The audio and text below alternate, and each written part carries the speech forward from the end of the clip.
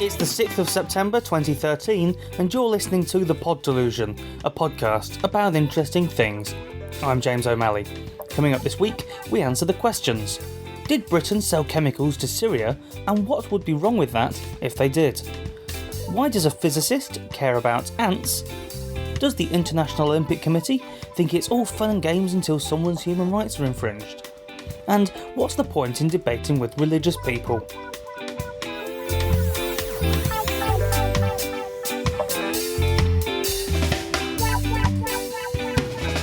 Now, you may remember on last week's show we had a piece by Mark Neymark looking at the proposed boycotts and protests at next year's Sochi Winter Olympic Games over Russia's handling of gay rights and so on.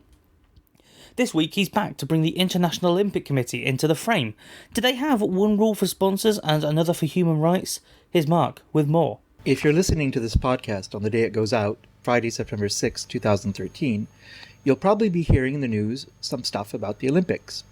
The 125th session of the International Olympic Committee is being held in Buenos Aires, and tomorrow, on September 7, the 100-odd members of the IOC will choose the host of the 2020 Summer Olympics from among Istanbul, Madrid, and Tokyo.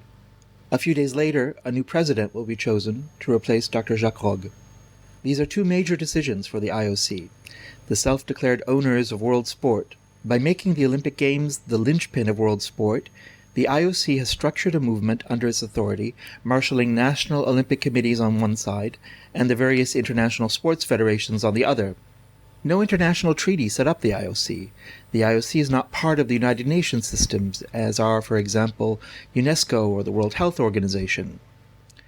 The IOC is in charge of sport because they have convinced the world that they are fit stewards of a movement with universal values that go well beyond sport. In founding the modern Olympics, Pierre de Coubertin launched a movement that has structured sport and created a model for how world sport should work. Even sports and sports organizations that are outside the Olympic movement have relations with it and often mimic its structure. The Olympic movement has in many respects been a success. Certainly it's been a financial success, with the IOC and local organizing committees now enjoying revenues from broadcasting contracts, sponsorships, marketing that generate hundreds of millions of euros each year. To guarantee this revenue, the IOC has included the protection of sponsors' rights in the contracts it signs with local organizing committees. And it considers these protections so important that it's even included them in the Olympic Charter.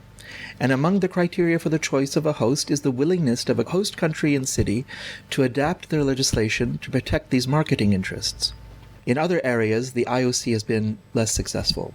Despite prohibitions on discrimination on the basis of gender, many countries send no more than token numbers of women to the Olympics. We saw, for example, in London, the first women in the Saudi Arabian delegation. Women because there were indeed a grand total of 2 of them. One was a Saudi American living and training in the US, and the other was a Saudi judoka who was required to avoid all contact with men, be accompanied at all times by a chaperone, and who obtained the right to compete wearing non-regulation clothing covering her entire body. And that's at the Olympics.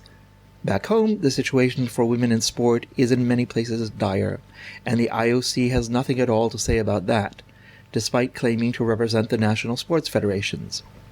The IOC even goes so far as to support all women religious-based competitions, such as the Women's Islamic Games. And as the situation for athletes in Sochi demonstrates, if it's bad for women, it's even worse for gays and lesbians. Rather than using its contract with the host of the Sochi Olympics to impose change for all Russians, the IOC has shown that it will be objectively complicit in the enforcement of the laws repressing freedom of expression for LGBT athletes and their friends. We all know what the IOC should not be doing, and we have ideas for what it should be doing instead, but it helps to make the demands realistic and clear. I'm part of the Federation of Gay Games, itself a member of Pride House International, a coalition of LGBT sport and human rights groups. We really like much of the Olympic Charter and its humanist message of progress and equality, a message that goes well beyond sport. The Olympic movement has an exceedingly political foundation. It's even invented an ism for itself, Olympism.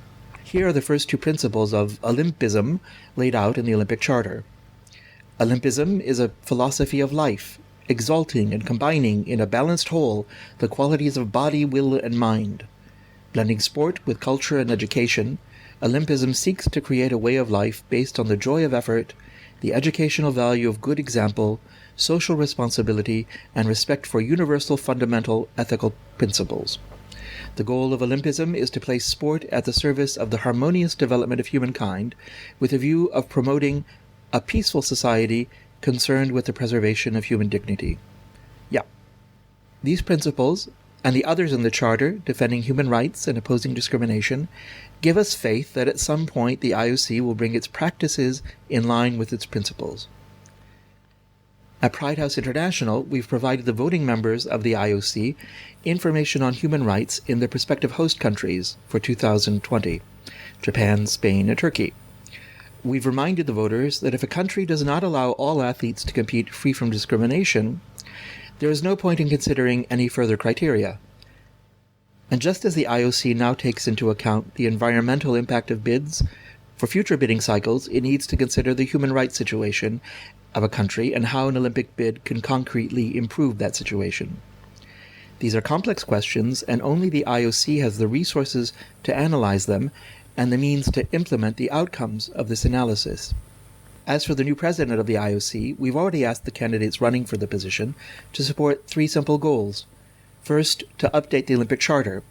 Fundamental Principle 6 of the Olympic Charter currently states, "Any form of discrimination with regard to a country or a person on grounds of race, religion, politics, gender, or otherwise, is incompatible with belonging to the Olympic movement."